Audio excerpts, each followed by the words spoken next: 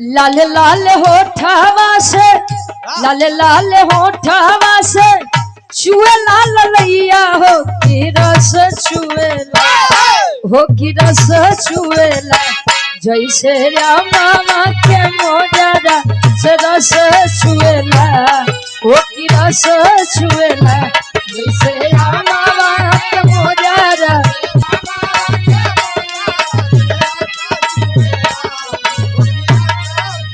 लेकिन कभी भी लिखते हैं तरह से बढ़िया फौज में स्वार्थी जमाना खाते एक लाइन स्वार्था के संगी सब बाटे बेटा नतिया याद रखिया हो याद रखिया माटी हो जाई शरीरिया याद रखिया हो याद रखिया माटी हो जाई शरीरिया हो याद रखिया।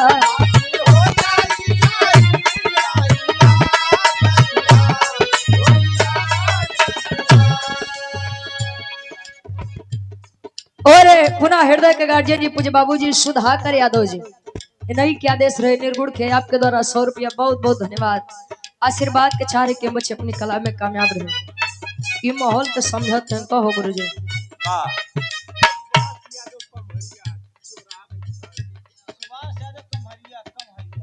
सुभाष यादव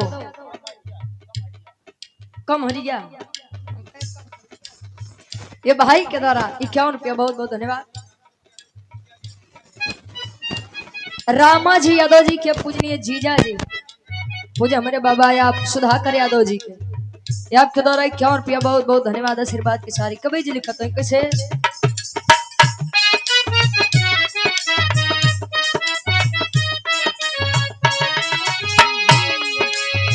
जिया लपटेला नहीं एक लोट पनिया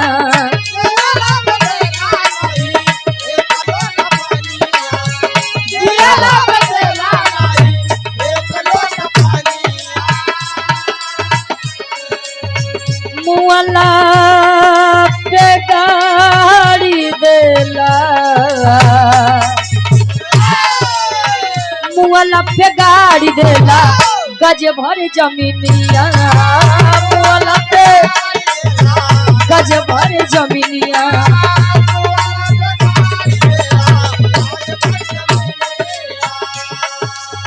स्वार्था के संगी सब बाटे बेटा नतिया याद रखिया हो याद रखिया माटी हो जाई शरीरिया याद रखिया हो याद रखिया राम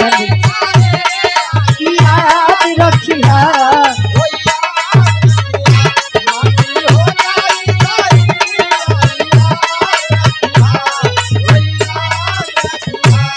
झियला पनाही देला एक लोटा पनिया अमुआला पगाड़ी देला गज भर जमीनिया।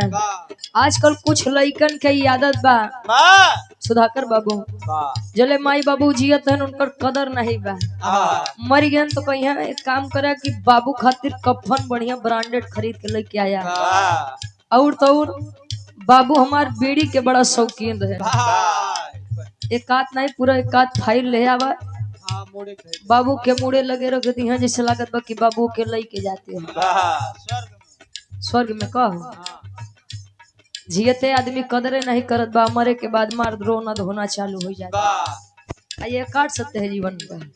मंजीत भैया तू जाबाओ न जइयो मऊ जाबे क्यों केतनो सोचे कि केतनो इकट्ठा करके यार धइले आजाद के कुछ लई के जा तो पर सबसे बड़ी भूल बा अंतरक के दूसरे अंताल में कभी जी लिखत रहे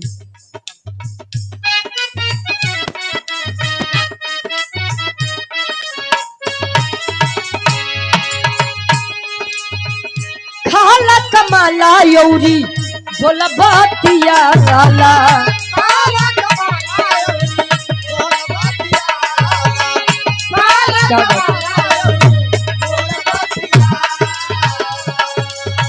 प्रेमवा के दिया ना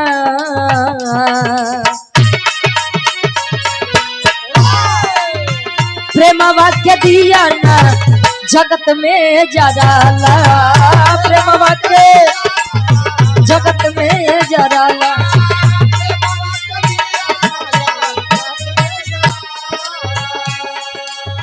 झूठी कोठी बंगला बाटे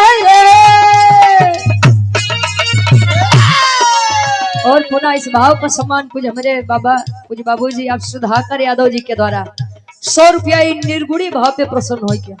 बहुत बहुत धन्यवाद। जब फिर से अब खाला कमाला यौरी बोला बातियाला, प्रेमवा के दिया ना प्रेमवा के दिया ना जगत में जराला, प्रेमवा के जगत में जराला।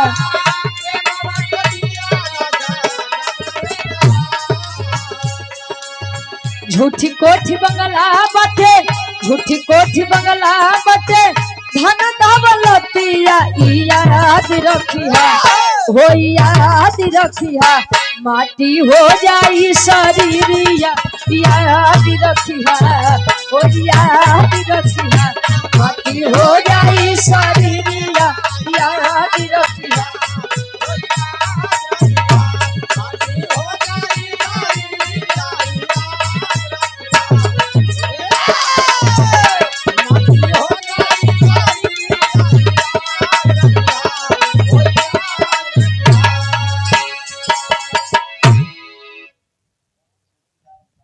कौन चौकीदार बाबू? हाँ हाँ ऐसे ना हुई कहे कि खाला कमाला और बोला बतियाला, प्रेमवा के दिया ना जगत में जराला। इंसान जानत बा कि केतनो गुरुजी हम टहर ले भाई देखा सुल्तानपुर अमेठी प्रतापगढ़ प्रयागराज वाले के तो खाली एक के मंजिल बा कहो गुरुजी वो प्रयागराज में कुल घाटे पे आदमी के आखिरी मंजिल पे आखिरी में जरे बरे आदमी अंत में राख होए बदे एक दूसरे से मार जलन रखत बा। अब सुन में भैया सोलन की भैया से की जलन नहीं रखे के चाहिए। का करबा ई जिगरा बड़ा इमानत नहीं बा कि केतनो आदमी सोच ले कि उनके प्रति हम ईर्षा नहीं करी जलन नहीं रखी, लेकिन खाली अंधियारे में रहबा क्यों नहीं देखी जौन दिन बड़कवा हाइलोजन लगवा दे बा सब परेशान हो जाए। हाइलोजन लगा तो लगा कहाँ से वो लगवाए तो पहिन लेकिन थोड़ी जरूर आई चीज के आप शिकार हो बा पहले रहा हो बा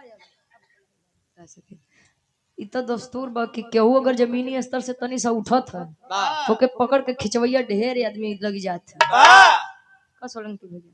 हाँ हम आखिरी भाव कैसे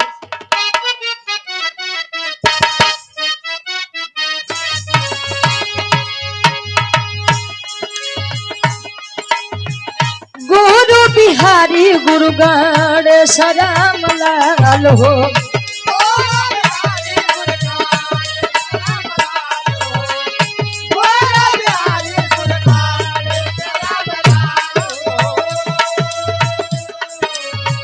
रामदेव चंद्रिका जी, रामदेव चंद्रिका जी कैले धमाल हो, रामदेव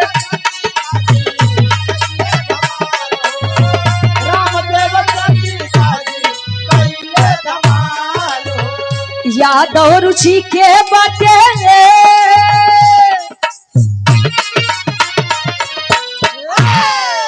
अरे यादव रुचि के बाटे गीत गमनैया याद रखिया हो याद रखिया, माटी हो जाई शरीरिया याद रखिया हो याद रखिया, माटी हो जाई शरीरिया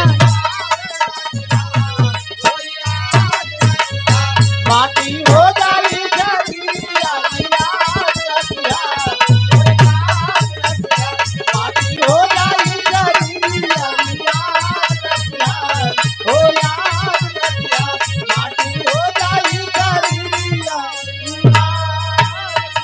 हो याद रखी